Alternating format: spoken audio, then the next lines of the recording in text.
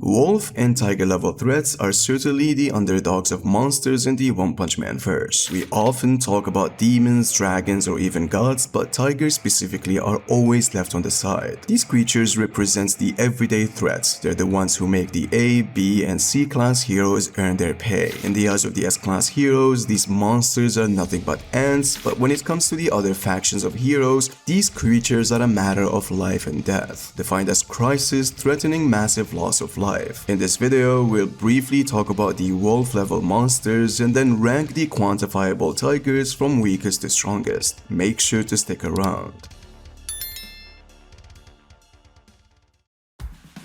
Now, many people ask me to rank wolf level monsters and I always ask how. It just cannot be done. There should obviously be levels even within these low threats, but how could we possibly know? Are we gonna rank a monster higher than the other just because they tripped? I mean, they're essentially at the same level. There are 6 wolf level monsters and all of them are just pathetic. I mean, they're stronger than the average human but can easily be taken down by a low level hero. In fact, it is tested that 3 C class heroes or 1 B class is required to beat them. Himawari was defeated fairly easily by a still training Saitama who prior defeated a tiger level monster. Hot Dog was fighting one of the weakest heroes we've ever seen on screen and was washed out by a Tatsumaki attack. Piggy Bacon couldn't even finish off Kid Saitama and was chased by police officers. Tongue's Treasure took out King's Hat, which is an insane feat, and Bear Belly just doesn't do anything. Him, Tongue's Treasure, and another tiger level monster sees a bunch of heroes and decides to run. If I have to make a wild guess, I'd say maybe Messenger of the Sea Folk is the strongest because of his large size, but he is again a part of the reinforcement of the idea that the size of the monster doesn't matter in One Punch Man. So who is the strongest, who's stronger than who cares at the end of the day? They're just the pack it up your weak level monsters. The only thing we know for sure is that Phoenix Man, after he was defeated, was considered lower than a wolf, which is pretty funny. There are also other unnamed monsters that could be wolves, like presumably Minako, as she's always afraid of everything all the time, and Dark, who appeared in a bonus chapter and was overpowered by some Darkshine fans. There could possibly be others, and these monsters are just simply not quantifiable.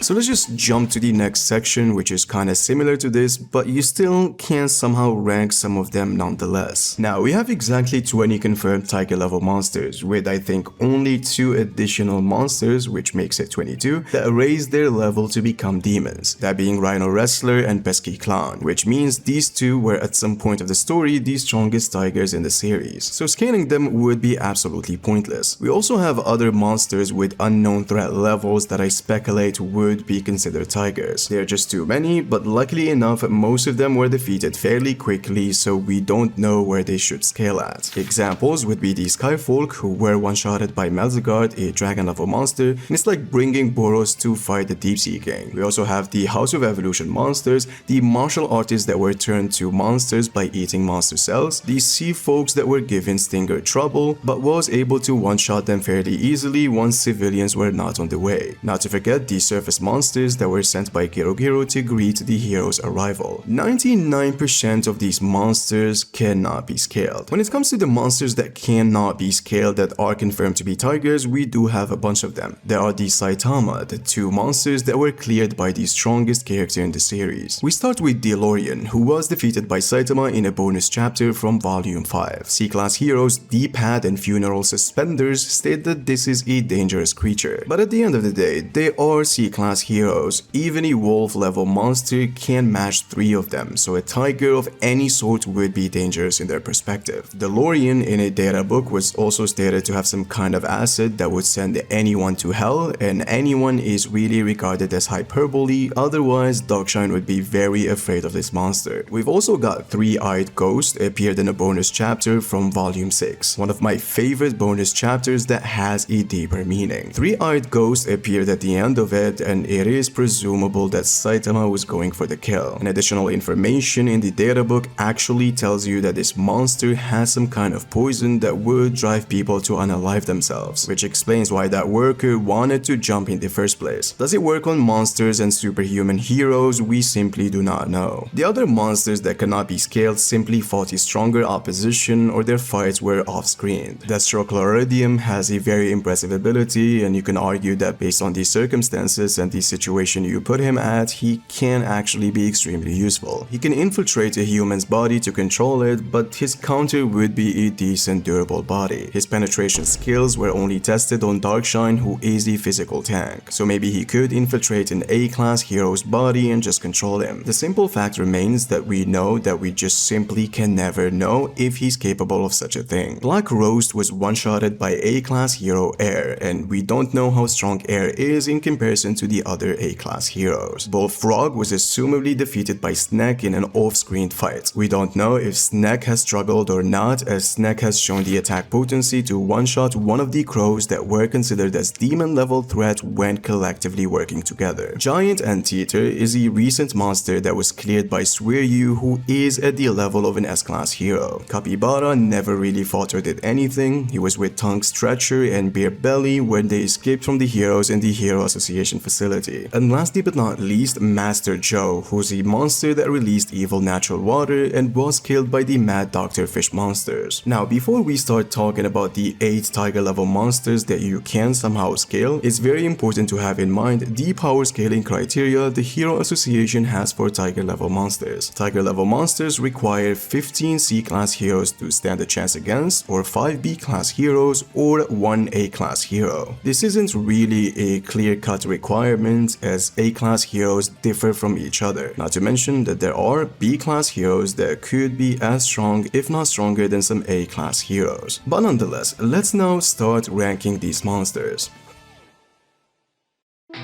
We start off at number 8 with a monster that I consider as low tiger. We have Crablante. So Crablante, in terms of AP and even durability, he should be on that tiger level category. But unfortunately, he has a weakness that can be exploited by a normal human being. Saitama, who at that time had 0 training, was able to defeat this monster thanks to that weakness. Some people would say that Saitama wasn't really a normal human being, as this panel right here was meant to declare for us that he was at least A-class material even before training, but this would imply that Saitama wasn't ordinary in the first place, which would contradict Dr. Genus's statement. Dr. Genus thinks that Saitama is a confusing case that debunked every research he has because he was just an ordinary human, and so Crablante was defeated by a normal human being because he possessed an insane weakness. However, the counter-argument is that maybe the concept of ordinary to Dr. Genus or the entire story in general would be human beings who caps at A-class level of strength. I mean, at the end of the day, the world anomaly was only targeted towards the S-class heroes, so even if you have a body that possessed A-class combat abilities, you're still considered somehow ordinary, because any human being can reach that level if they try. People substantiate this idea by saying that Saitama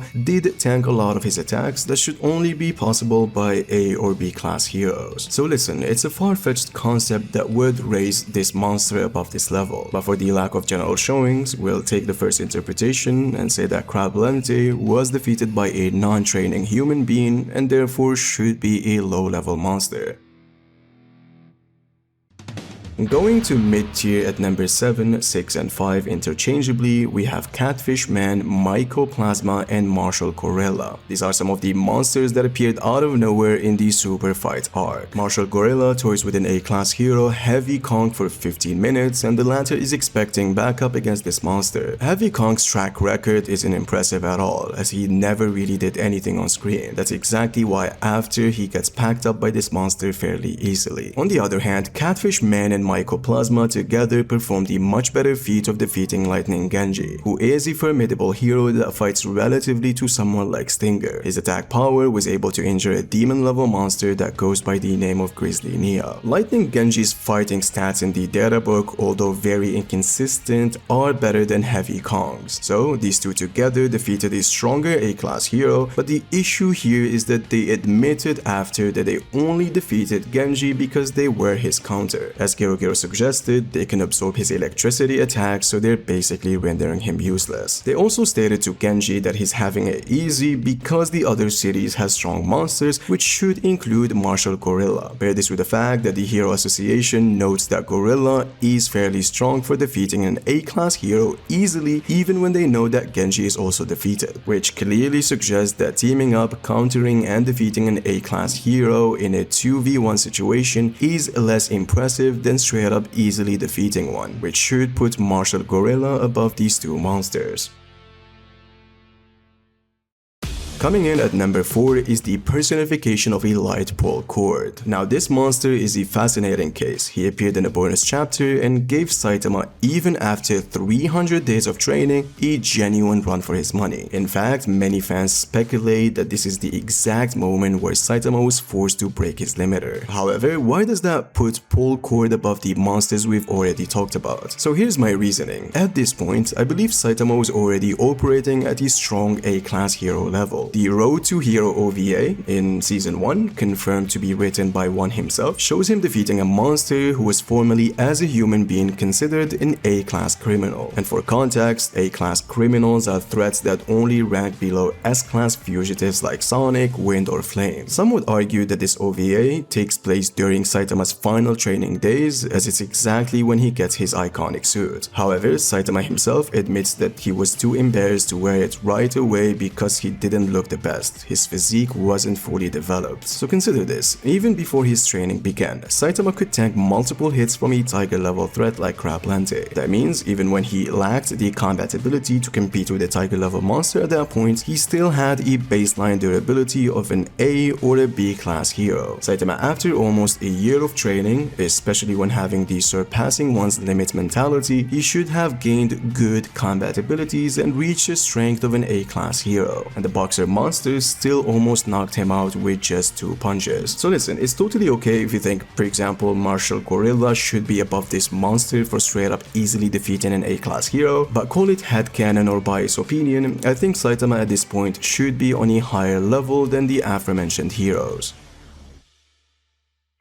Moving on to the high tiers tigers, at number 3 we have Octopus Clawman. So this monster is the one responsible for giving King his ice car and was defeated by Saitama just shortly after. However, Saitama has clear visible slashing damage after the fight, which certainly suggests that this monster was tough for him to defeat. The period of when this happened is very ambiguous, and I gotta be completely honest, I don't exactly know if this happened before Saitama fought the boxer monster or after. I always assumed it's before, which would make him weaker than the previous monsters and should only be above Crab Lante. But according to the One Punch Man wiki, for some reason they seem to be placing this event after Saitama defeats the boxer. I legit struggle to find any shred of evidence to suggest this, and I was even questioning myself and saying maybe I'm missing something. So if you guys know why they have this happening after the boxer monster, please let me know. If this took place before the boxer monster, he should be at least at number 7. And if it took place after the boxer monster, this is where it should be placed at for injuring and giving this Saitama a hard fight. The very same character that one-shotted the boxer monster. So it would just depend on which event took place first.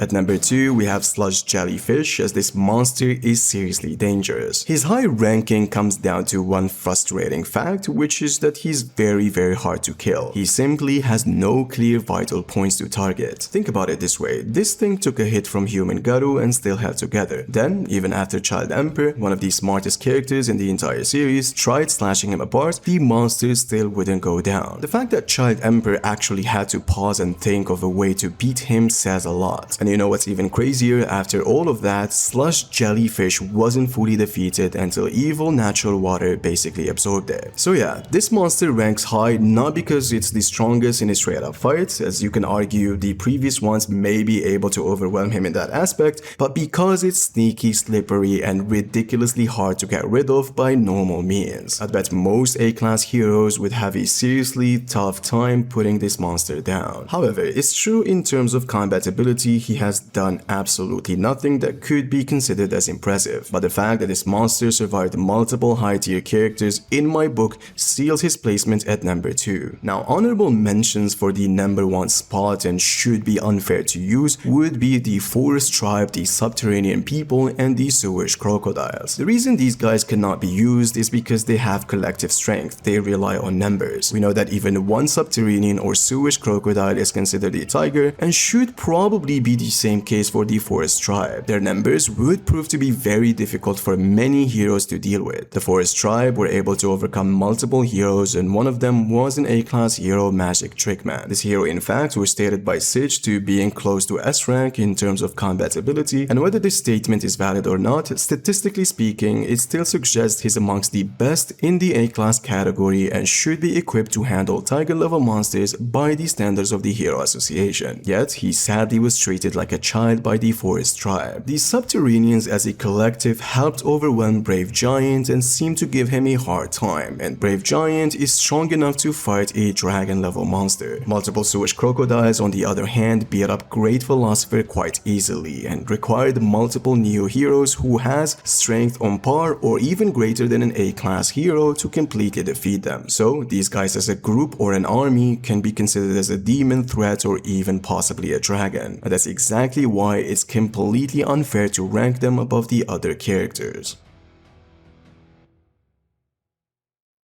At number 1, we have the Honored One, Combo Infinity. So Combo Infinity should straight up be a demon level threat, as he's one of the monsters that should be misplaced by the Hero Association for not really understanding how strong he was. Remember that the Sea Folks threat was first issued as a tiger, and it was until the Hero Association confirmed that Stinger was down that they raised the threat level to demon for the Deep Sea King, which means defeating a fairly strong A-class hero pumps up a monster to this threat level. Combo Infinity, not only he defeated 1 but 2 A-class heroes, and these 2 A-class heroes are not your typical heavy conks or dull masters. Spring Mustachio and Golden Boy are the same characters that cornered Human Garu. Although Human Garu had a disadvantage of limited space and was fairly just playing around, it doesn't take away from the fact that these 2 guys were able to last for long against a high tier character. Spring Mustachio on the other hand has been hyped up and implied by his master to being a top tier A-class hero, and a lot of people in the community thinks that he's already a low S-class hero, as we after see him being relative to a Ion who was fighting in the battlefield that was full of dragon level monsters. But the insane part is, Combo Infinity defeated both Golden Ball and Spring Mustachio without really breaking a sweat. He was just too strong and too fast that it didn't look like they're fighting a tiger level monster, which means the strongest tiger we've ever seen should be Combo Infinity.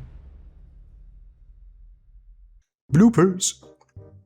It still suggests statistically.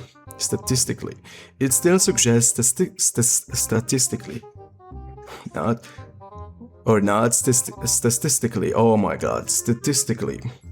It still suggests, statistically speaking,